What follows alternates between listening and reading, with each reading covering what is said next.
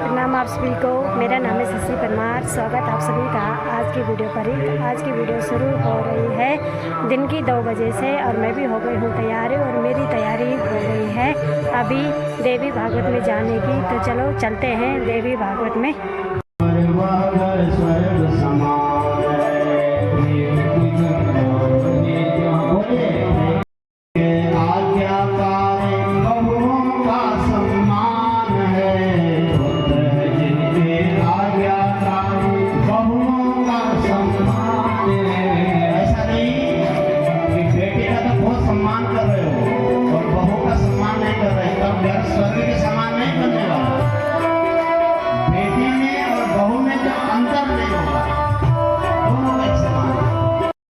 तुम्हारे पास नहीं रह सकती, इसको मैं नहीं दे सकता हूँ और इसकी तुम सेवा भी नहीं कर पाओगे। भाई गौ को उसी को देना चाहिए जो गौ की सेवा भी करे। आपने गौ दी और उसने कुछ गौ की बेकदरी की तो देने वाले को भी फिर पाप लगता है।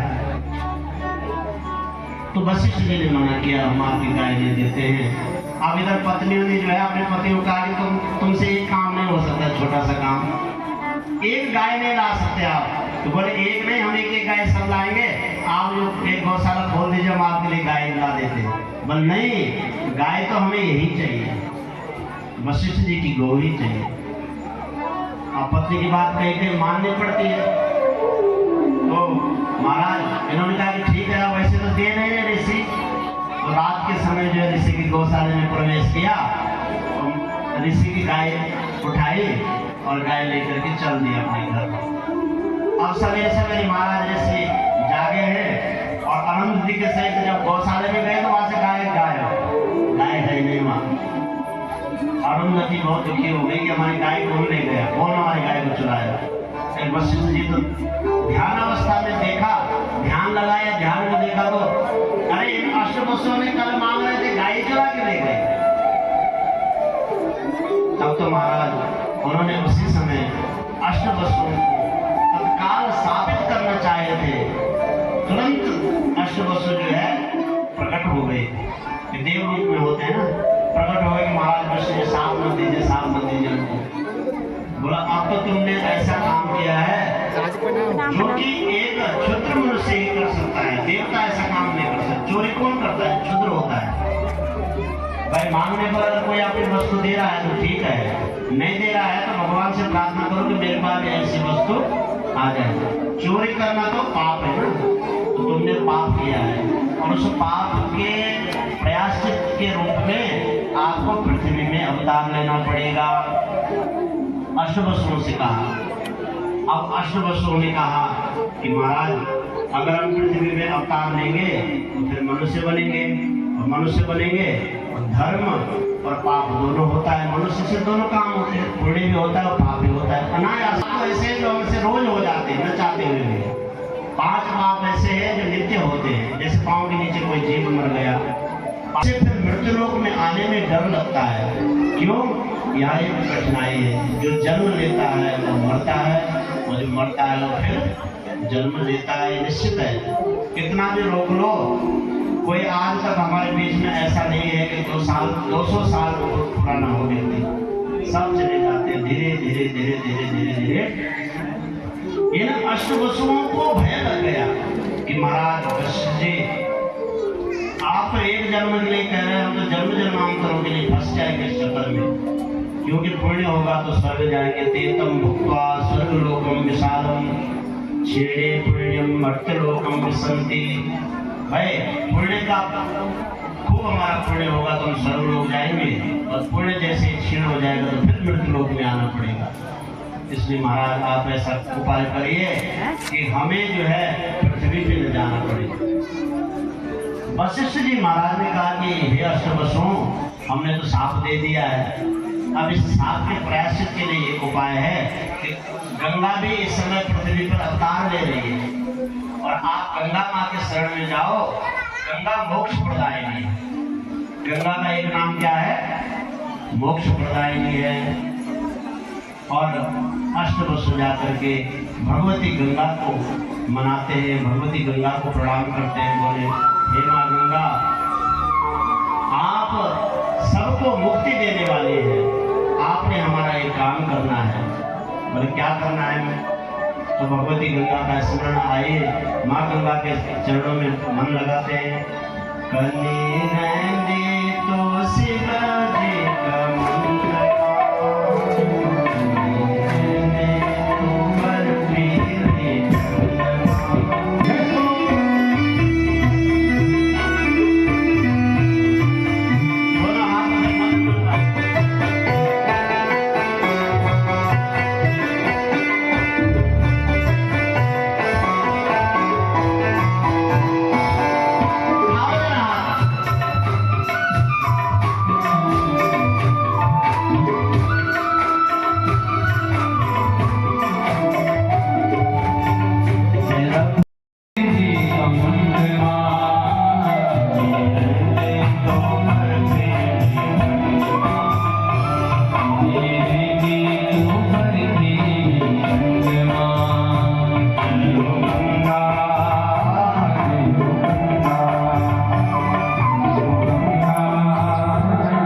देखो भाई जी भी पहुंच गए हैं मुसड़ गांव से देवी भागवत कथा सुनने के लिए। तो देवी भागवत की शुभकामनाएं। और इधर साइड हमारे जो परिवार के बंधु हैं और इधर साइड बैठ रखे हैं। तो हमारे लिए जो टेंट है वो बाहर लगा हुआ, हमारा आजकल प्रतीक हो रहा है और सभी लोग वचन का आनंद ले रहे हैं अभी और बाहर से ही कथा सुन रहे हैं।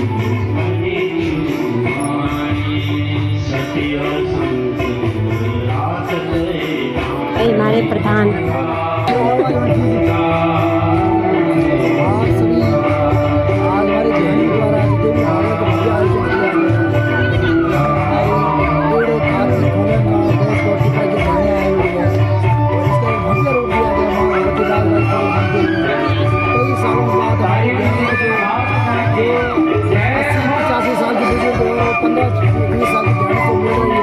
बहुत खुशी का आनंद है। हमारे ग्रामवासियों द्वारा जो हदिये का आयोजन किया गया है, इसके समस्त ग्रामवासी समस्त क्षेत्रवासियों को बहुत बहुत शुभकामनाएं।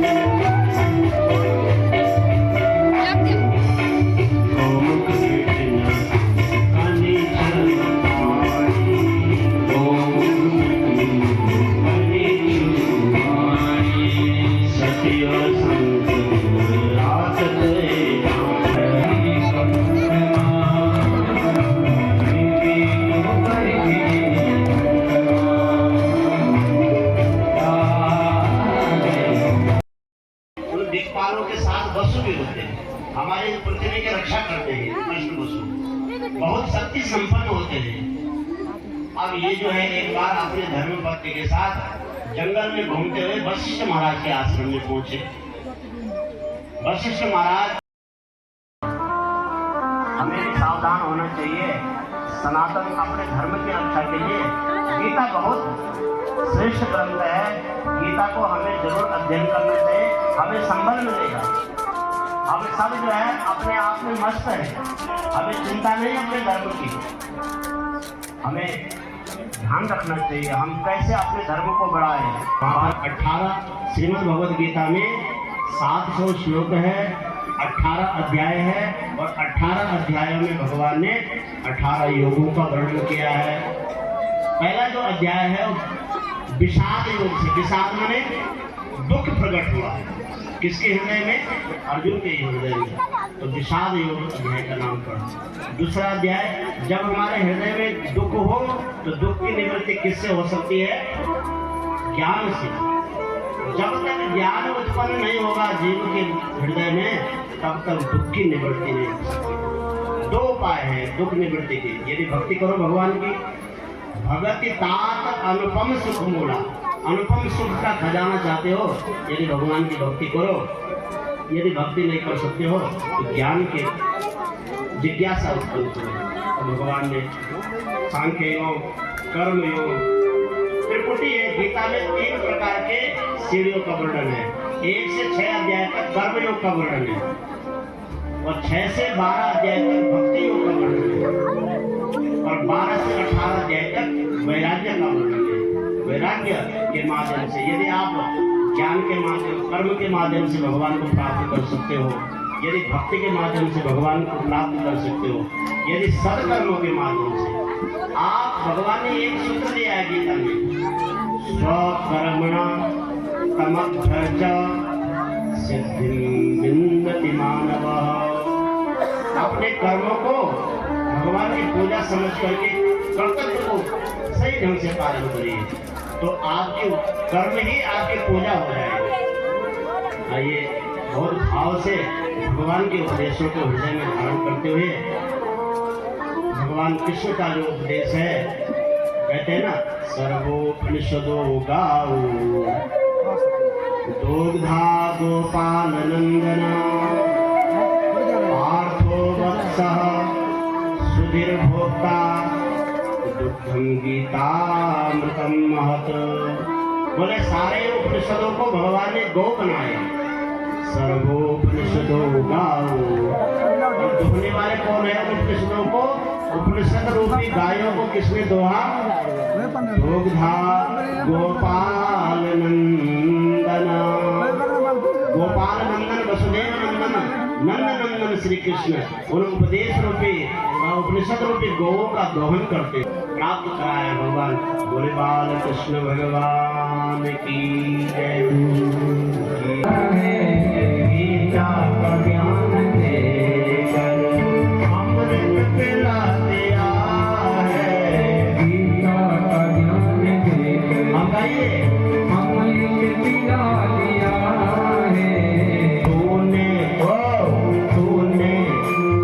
तूने हमें कन्हैया जीना सिखा दिया है, तूने हमें जीना सिखा दिया है, गीता का ज्ञान देकर। थोड़ा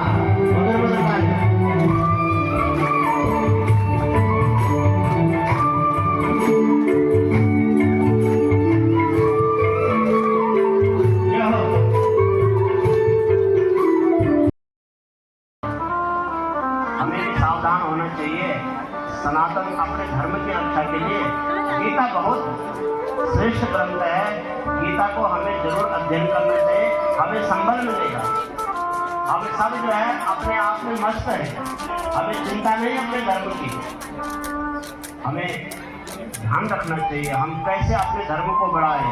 बाजार में अगर मैं निवेदन करता हूँ, बाजार में अगर 2 दुकान भद्र विशाल भगवान की जय, केदारनाथ भगवान की जय, हर हर महादेव। सभी पांडव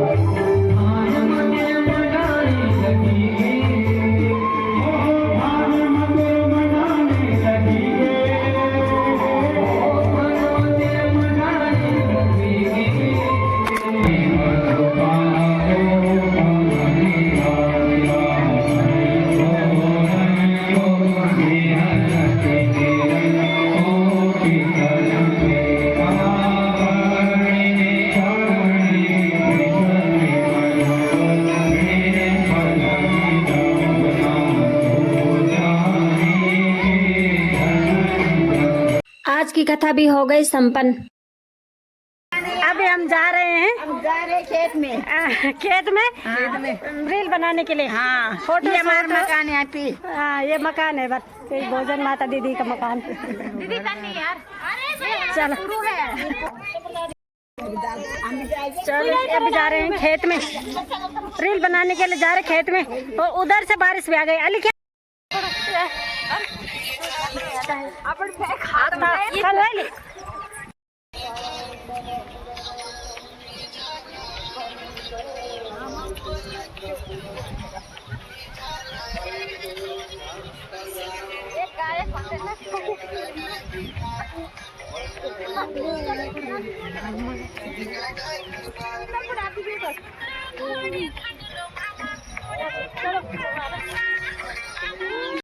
चलो जी, आज की लोकेशन है बेलसोड़ा खेत में। ये देखो, और उधर से बारिश भी आ गई बहुत ज्यादा। अरे रुको रुको, मेरे को भी।